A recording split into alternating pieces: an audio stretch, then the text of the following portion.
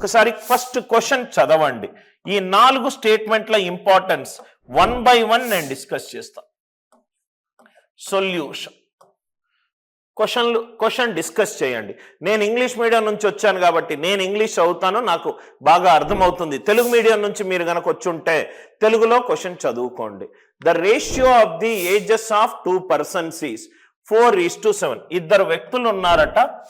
ఆ వ్యక్తుల పేర్లు P1 and P2 అనుకుంటున్నాను. వాళ్ళ వయస్సుల నిష్పత్తి 4:7. వాళ్ళ వయస్సుల నిష్పత్తి 4:7. ఎప్పుడూ కూడా గుర్తుపెట్టుకోండి సార్, ఇచ్చిన క్వశ్చన్ రేషియోలో ఉంటే అవసరమైతేనే నేను ఎగ్జాక్ట్ వాల్యూకి వెళ్తాను. నాకు అవసరము 2 ఆప్షన్లే ఎలిమినేట్ చేశాను, నేను 2 దగ్గర స్ట్రక్ అయిపోయాను అని అనుకున్నప్పుడు మాత్రమే ఎగ్జాక్ట్ వాల్యూలు ఫైండ్ అవుట్ చేస్తాను. క్వశ్చన్ చదవడము అనంటే ఇక్కడి నుంచి ఇక్కడి వరకు కాదు క్వశ్చన్, ఇక్కడి నుంచి ఇక్కడి వరకు క్వశ్చన్. ఆన్సర్ ఆప్షన్లను కూడా క్వశ్చన్లలో కలుపుకొని చదివితేనే మీకు కొన్ని ఆప్షన్లతోటి సెకండ్లలో అయిపోతుంది. క్వశ్చన్ ఏమన్నాడు? ఇద్దరు వ్యక్తులు ఉన్నారు, వాళ్ళ మధ్య వయస్సుల నిష్పత్తి 4:7. అసలు నా క్వశ్చన్లో ఏం అడుగుతున్నాడు సార్? క్వశ్చన్లో ఏం అడుగుతున్నాడు? The sum of the ages.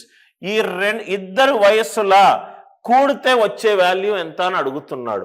4 + 7 ఎంత? 11. ఈ ఇద్దరు వ్యక్తుల వయస్సు కూడితే నాకు 11 × సంథింగ్, అంటే ఆన్సర్ 11 తోటి భాగింపబడాలి. ఆన్సర్ 11 తోటి భాగింపబడాలి. 40 11 తోటి భాగింపబడట్లేదు, ఇది భాగింపబడట్లేదు, ఇది భాగింపబడుతుంది. కాబట్టి ఆన్సర్ ఎంత? 110. ఆన్సర్లో కనుక మోర్ దాన్ 1 ఆన్సర్ ఆప్షన్లో 11తో భాగింపబడే సంఖ్య ఉంటే నేను ఈ ప్రాసెస్ సాల్వ్ చేసేవాడిని. క్వశ్చన్ ఇక్కడి నుంచి ఇక్కడికి చదవడం వల్ల నా క్వశ్చన్ చదవంగానే ఆన్సర్ వచ్చింది. 2 ఇద్దరు మనుషుల వయసుల నిష్పత్తి 4:7.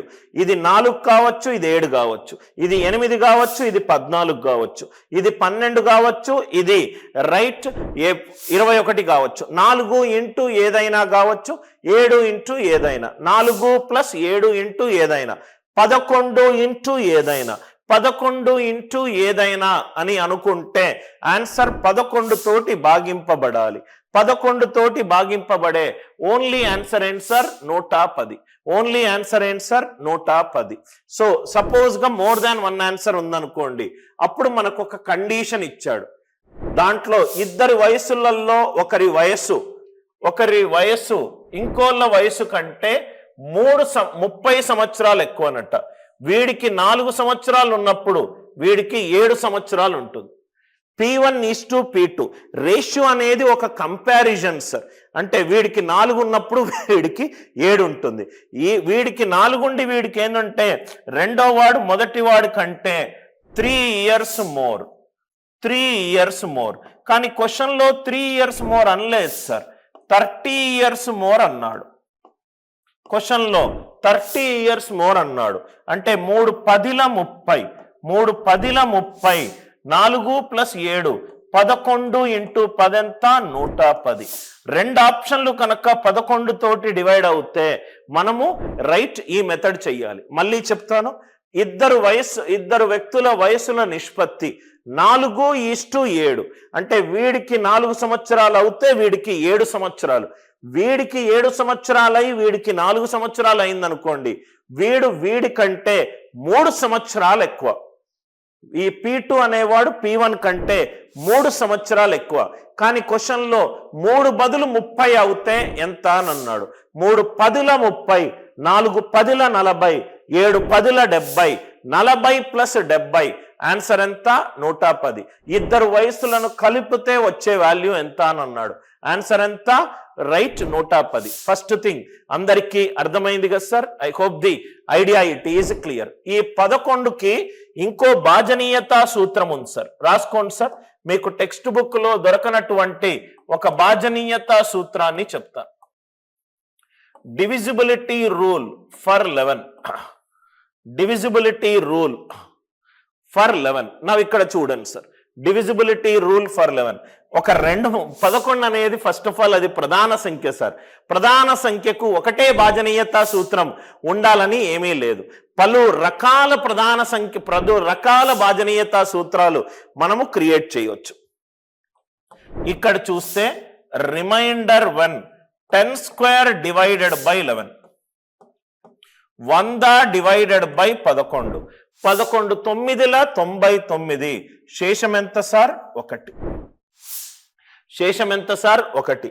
ఇది ఎక్కడ ఉపయోగపడుతుందంటే ఇక్కడ చూడండి sir, remainder 1 2 1 2 divided by 11, 1 2 1 2 divided by 11. మనం ఏం చేస్తాము? 11 యొక్క భాజనీయత సూత్రం ఏంటి? 2 + 2 4, 4 - 2 2, ఆన్సర్ 2. ఇలా కాకుండా ఇంకో పద్ధతి చూడండి సార్. 11 యొక్క భాజనీయత సూత్రము ఇక్కడ 10 పవర్ 2 వచ్చింది. రైట్ హ్యాండ్ సైడ్ నుంచి 2 డిజిట్ల తర్వాత స్లాష్ పెట్టుకోండి, యాడ్ చేయండి. 12 + 12 ఎంత? 24, 24 డివైడెడ్ బై 11, 11 22, శేషం ఎంత? 2. అంటే రైట్ హ్యాండ్ సైడ్ నుంచి లెఫ్ట్కు రండి, ప్రతి 2 డిజిట్స్ తర్వాత స్లాష్ పెట్టుకోండి, ప్రతి 2 డిజిట్స్ తర్వాత స్లాష్ పెట్టుకోండి. రైట్ యాడ్ చేస్తూ వెళ్ళండి. ఎందుకంటే ఈ మధ్య ఒక ఎగ్జామినేషన్లో ఇచ్చిన క్వశ్చన్ సార్, ఎగ్జామినేషన్లో ఇచ్చిన క్వశ్చన్ ఏంటంటే 13 13 13 13 13 5 సార్లు రాశాడు, డివైడెడ్ బై 11. చూడంగానే మనకు ఆన్సర్ వస్తుంది. ఈ 2 డిజిట్స్ తర్వాత స్లాష్ పెట్టుకోండి, 2 డిజిట్స్ తర్వాత స్లాష్ పెట్టుకోండి, plus plus plus plus plus. 13 ఎన్నిసార్లు యాడ్ చేశాను? 5 సార్లు. 13 × 5 డివైడెడ్ బై 11, 11 1 11, 2 5 ఎంత? 10, 2 5 ఎంత? 10. ఆన్సర్ ఎంత ఈ క్వశ్చన్ కి? 10 answer. I hope the idea it is clear. 11 అనే నంబర్ యొక్క భాజనీయతా సూత్రము టెక్స్ట్ బుక్ లో ఉన్న మెథడ్ కాకుండా ఇంకో మెథడ్ ఏంటంటే రైట్ హ్యాండ్ సైడ్ నుంచి 2 డిజిట్ల తర్వాత స్లాష్ పెట్టుకోవాలి, ప్లస్ ప్లస్ ప్లస్ చేసుకుంటూ వెళ్ళండి. ఎప్పుడు ఇది బాగా ఉపయోగపడుతుందంటే ఒక 2 అంకెల సంఖ్య పలుసార్లు రాసి 11 తోటి శేషం అడిగినప్పుడు బాగా ఉపయోగపడుతుంది. 12 2 సార్లు రాశాను కాబట్టి ఇక్కడ 12 × 2 అని వచ్చింది. 13 5 సార్లు రాశాను అంటే 13 × 5 డివైడెడ్ బై 11 వచ్చింది. 13 × 5 డివైడెడ్ బై 11 వచ్చింది. ఆన్సర్ అందరికీ అర్థమైంది కదా సార్? ఓన్లీ సొల్యూషన్ చెప్పకుండా ఎక్కడెక్కడైతే ఒక షార్ట్ కట్ టెక్నిక్ ఉందో, ఒక ట్రిక్ ఉందో, ఒక కాన్సెప్ట్ ఉందో, మీరు ప్రాబబ్లీ టెక్స్ట్ బుక్ లో మీకు కనబడవన్నట్టు ఏమైనా పాయింట్స్ ఉంటే అది నేను డిస్కస్ చేస్తాను. ఫస్ట్ పాయింట్ అందరికీ అర్థమైంది కదా సార్? అందుకే నేను అన్నాను, read and understand the question properly. మనకేది అవసరమో అది మాత్రమే చేస్తే చాలు, మిగతాది చేసి టైం వేస్ట్ చేయాల్సిన అవసరం లేదు. ఇక్కడ ఆప్షన్ లో 11 తోటి భాగింపబడేటి మోర్ దాన్ 1 ఆన్సర్ ఆప్షన్ ఉంటే నేను ఈ 40 70 కనుక్కునేవాడిని. ఆన్సర్ ఆప్షన్లు కూడా క్వశ్చన్ లో ఒక భాగమే, ఆన్సర్ ఆప్షన్లు కూడా క్వశ్చన్ లో ఒక భాగమే. రెండో క్వశ్చన్ చూడండి సార్, ఇది కూడా ఎగ్జామినేషన్ లో వచ్చిన question. Ratio between the ages of Subhash, Prasad and Amar. 3 వ్యక్తులు ఉన్నారు, వాళ్ళకు పేర్లు, ఒకరు సుభాష్, ఇంకోరు ప్రసాద్, ఇంకోరు అమర్. ఆ వ్యక్తుల యొక్క వయస్సుల యొక్క నిష్పత్తి ఏంటి? 3:6:7. 3:6:7. క్వశ్చన్ చదవండి ఒకసారి. What is the difference between the ages of Subhash and Prasad? Subhash కి ప్రసాద్ కి మధ్యలో వయసుల మధ్యలో తేడా ఎంత? వయసుల మధ్యలో తేడా ఎంత? సుభాష్ కి ప్రసాద్ కి అంటే ఇది 3 అయితే ఇది 6. మనం ఆల్రెడీ డిస్కస్ చేసాము. వయస్సులు రైట్ బై డిఫాల్ట్ అవి సహజ సంఖ్యలో ఉంటాయి. 6 - 3 ఎంత? 3. అంటే డిఫరెన్స్ ఎప్పుడూ కూడా 3 తోటి భాగింపబడాలి. డిఫరెన్స్ ఎప్పుడూ కూడా 3 తోటి భాగింపబడాలి.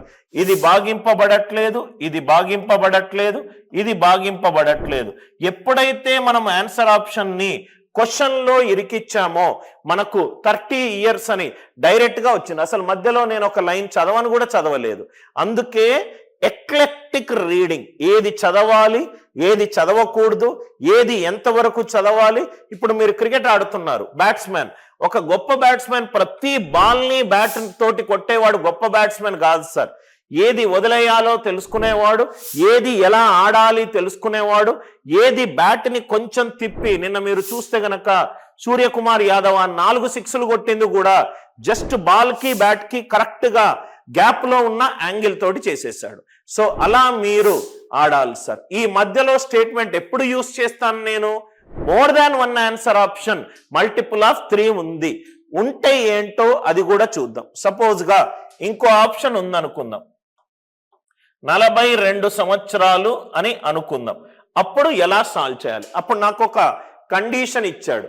ఏమిచ్చాడు? If the difference between the ages of Prasad and Amar it is 10 years. Prasad కి అమర్ కి మధ్యలో వయసులో మధ్యలో తేడాల 10 సంవత్సరాలు అన్నాడు. 7, 6 మధ్యలో గ్యాప్ 1 year. 1 year కాస్త 10 years అయింది. 1 10 అయింది అంటే ఇంటూ 10 అంటే 3 10ల 30, 6 10ల 60, 7 10ల 70. సుభాష్ కి అండ్ ప్రసాద్ కి మధ్యలో తేడా ఎంత? 60 30 మధ్యలో తేడా ఎంత? 30. 60 30 మధ్యలో తేడా ఎంత? 30. మీరు సబ్ట్రాక్షన్ చేసేటప్పుడు కూడా only right most non zero digit మీదనే దృష్టి పెట్టండి. ఇది 0 0, 6 - 3 ఎంత? 3. ఆన్సర్ లో right most non zero digit 3 ఉండాలి. అరిథమెటిక్ సాల్వ్ చెయ్యాలి అని అంటే మీకు 4 ఫండమెంటల్ రూల్స్ తెలిసి ఉండాలి సార్. దయచేసి 4 పాయింట్స్ ని నోట్స్ లో రాసుకోండి. అరిథమెటిక్ పర్సంటేజ్ నుంచి ఫైనల్ గా వచ్చే ఎలివేటర్ ప్రశ్నల వరకు కూడా right most non zero digit చాలా important concept. Right most non zero digit ఖచ్చితంగా అందరికీ తెలిసి ఉండాలి. నంబర్ 2, ప్రధాన సంఖ్యను ఎలా అప్లై చెయ్యాలి అనేది తెలిసి ఉండాలి. మూడోది భాజనీయతా సూత్రాలు. నాలుగోది ఆన్సర్ ఆప్షన్ లో కనుక ఆప్షన్స్ దూరంగా ఉన్నప్పుడు అప్రాక్సిమేషన్ ఎలా చెయ్యాలి, ఈ అప్రాక్సిమేషన్ ఎలా చెయ్యాలి, right most non zero digit ఎలా యూజ్ చేయాలి అనేది రేషియో క్యాల్కులేషన్ సపరేట్ క్లాస్లో, పర్సంటేజ్ క్యాల్కులేషన్ సపరేట్ క్లాస్లో, క్యాల్కులేషన్ ట్రిక్స్ అనే ఫోల్డర్లో 3 పెద్ద వీడియోలు ఉన్నాయి. అది మీకు క్లారిటీగా మీకు అర్థమయ్యేటట్టు చేస్తుంది. ఇక్కడ కూడా మనకు భాజనీయతా సూత్రాలు తెలుసుకుంటే ఇది 3తో డివైడ్ అవుతుంది, ఇది 3తో డివైడ్ అవుతుంది. ఈ రెండింటిని సబ్ట్రాక్ట్ చేస్తే ఆన్సర్ 3 తోటి డివైడ్ అవుతుంది. Are you all with me? Eclectic reading, smart reading, eclectic reading, eclectic reading, eclectic reading. ఏదైనా మనకు ఆర్సీలో కూడా సార్ చెప్తారు సార్, రీడింగ్ కి స్టడీయింగ్ కి డిఫరెన్స్ ఉన్నది. రీడింగ్ కి స్టడీయింగ్ కి డిఫరెన్స్ ఉన్నది. మీరు న్యూస్ పేపర్,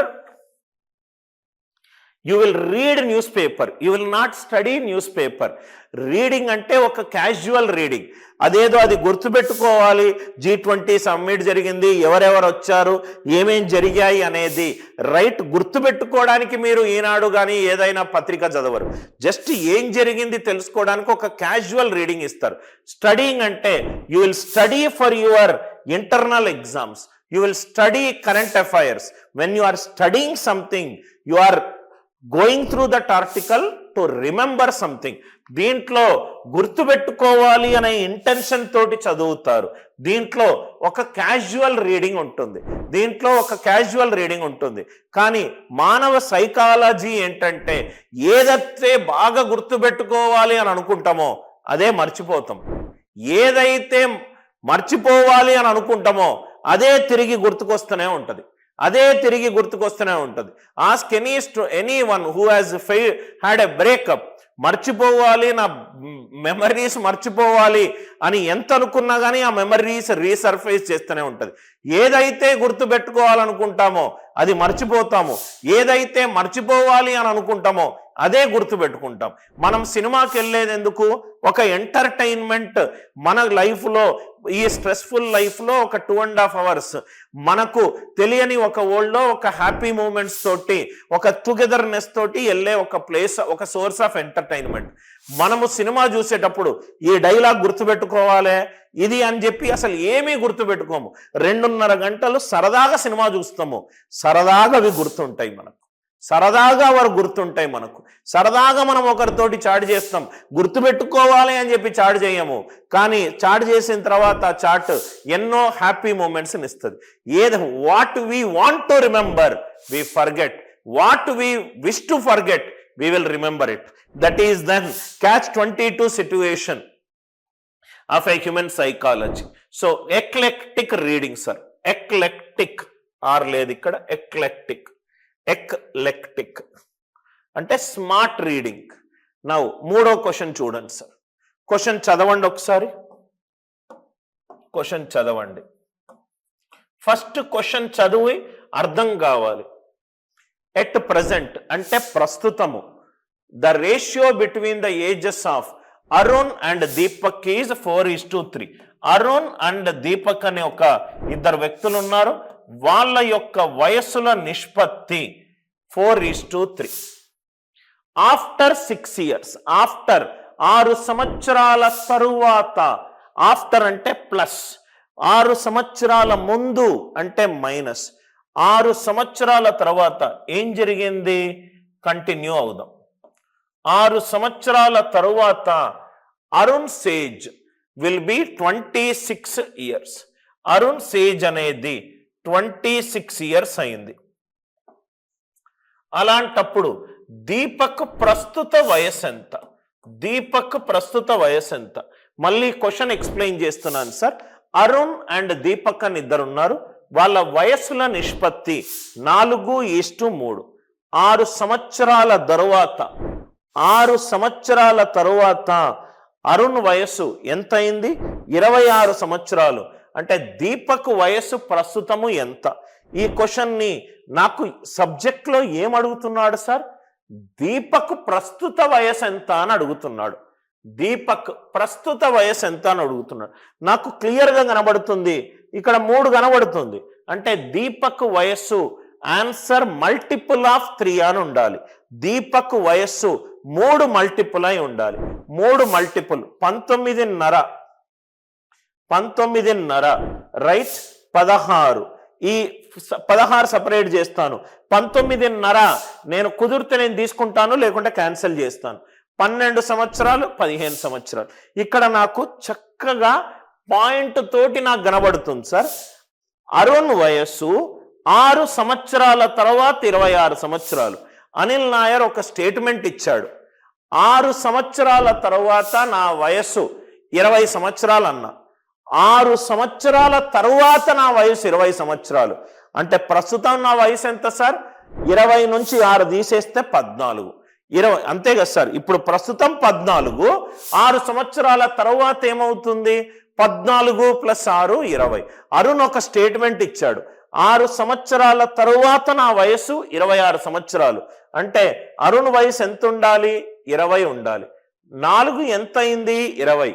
4 5ల 20, 3 5ల 15. ఇది ఆన్సర్ వస్తే 19.5 దగ్గరకి నేను వెళ్ళను. స్ట్రక్ అయిపోతేనే మిగతా ఆప్షన్లను చూస్తాను. మళ్ళీ ఎక్స్ప్లెయిన్ చేస్తున్నాను. First question introductory question regarding past, present and future. Arun వయస్సు 4 మల్టిపుల్ అయి ఉంటుంది. 6 సంవత్సరాల తరువాత, 6 సంవత్సరాల తరువాత అరుణ్ వయస్సు 26 సంవత్సరాలు. 6 సంవత్సరాల తరువాత 26 సంవత్సరాలు. అంటే ప్రస్తుతం అరుణ్ వయసు ఎంత? 20 సంవత్సరాలు. ప్రస్తుతం అరుణ్ వయసు ఎంత? 20 సంవత్సరాలు. 4 20 అయింది. 4 × 5 20, 3 × 5 15. ఇక్కడ టక్కున మనము ప్రధాన సంఖ్య భాజనీయత సూత్రం కూడా చూసుకోవచ్చు. 4 ఇంటూ 5 20. 5 అనేది ప్రధాన సంఖ్య, అంటే ఆన్సర్ 3 ఇంటూ 5 15. ఆన్సర్లో 5 తోటి డివైడ్ అయ్యే నంబర్ ఉండాలి. ఆన్సర్ ఎంత? 15. ఇవి చాలా చిన్న చిన్న పాయింట్స్ సార్, కానీ చాలా బ్యూటిఫుల్ గా మనకు ఉపయోగపడుతుంది. 3 5ల 15. థర్డ్ క్వశ్చన్ అందరికీ క్లియర్ కదా సార్? 6 సంవత్సరాల తరువాత 26 సంవత్సరాలు. 6 సంవత్సరాల తరువాత 20 సంవత్సరాలు. 20 ప్లస్ 6 26. 6 సంవత్సరాల ముందు 6 సంవత్సరాల ముందు అంటే -6. అప్పుడు ఇక్కడ ఆన్సర్ 32 వచ్చేది. తరువాత అంటే ప్లస్, ముందు అంటే మైనస్. ముందు అంటే మైనస్. నెక్స్ట్ క్వశ్చన్ చదవండి ఒకసారి. The ratio of the ages of Suresh and his father. Suresh మరియు సురేష్ యొక్క తండ్రి యొక్క వయస్సుల నిష్పత్తి 2:7. సురేష్ మరియు సురేష్ యొక్క తండ్రి యొక్క వయసుల నిష్పత్తి 2:7. The difference between their ages. ఇది 2 అవుతే ఇది 7. అంటే రేషియో ప్రకారము, నిష్పత్తి ప్రకారము వీటి మధ్య తేడా ఎంత? 5. కానీ క్వశ్చన్ ప్రకారము తేడా ఎంత? 40. 5 ఎన్నిసార్లు మనం లబ్ధం చేస్తే 40 వస్తుంది? 5 8ల 40. 8 చేస్తే ఇది నిష్పత్తి నుంచి ఎగ్జాక్ట్ వాల్యూ. 8 2 16. 7 8ల 56. 7 8ల 56. మళ్ళీ ఎక్స్ప్లెయిన్ చేస్తున్నాను. Difference between their ages. 7కి 2కి మధ్యలో తేడా ఎంత? 5. కానీ క్వశ్చన్లో ఎంత ఇచ్చాడు తేడా? 40. 5 8ల 40. 5 8s are 40. అంటే 2 8s are 16. 7 8s are 56. క్వశ్చన్లో ఏమన్నాడు? దాని యొక్క నిష్పత్తులు 6 సంవత్సరాల ముందు, ఇక్కడ 6 సంవత్సరాల క్రితము. క్రితము అనంటే పాస్ట్. క్రితము అనంటే పాస్ట్.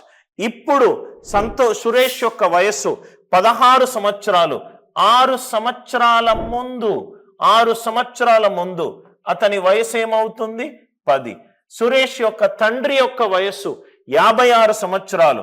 6 సంవత్సరాల ముందు ఎంత అవుతుంది? 50. అంటే సురేష్ వాళ్ళ తండ్రి యొక్క వయసుల నిష్పత్తి ఎంత? 1:5. 1:5. లాజిక్ అందరికీ అర్థమైందా సార్? మళ్ళీ ఒకసారి ఎక్స్ప్లెయిన్ చేస్తున్నాను. సురేష్ మరియు అతని తండ్రి యొక్క వయసుల నిష్పత్తి 2:7. వాటి మధ్య తేడా 5. కానీ క్వశ్చన్లో తేడా 40. అంటే 5 8ల 40. ఈ నిష్పత్తిని ఎగ్జాక్ట్ వాల్యూగా మార్చాలి అని అంటే ప్రతి ఒక్క దాన్ని నిష్పత్తికి ముందు తర్వాత ఉన్నదాన్ని 8 తోటి లబ్ధం చెయ్యాలి. 2 8ల 16. 7 8ల 56. 16 56. 6 సంవత్సరాల క్రితము అంటే పాస్ట్. పాస్ట్ అంటే మైనస్. Future right. ముందు అని అంటే ప్లస్. 16 నుంచి 6 తీసేస్తే 10. 56 నుంచి 6 తీసేస్తే 50. 10:50. ఆన్సర్ ఎంత? 1:5.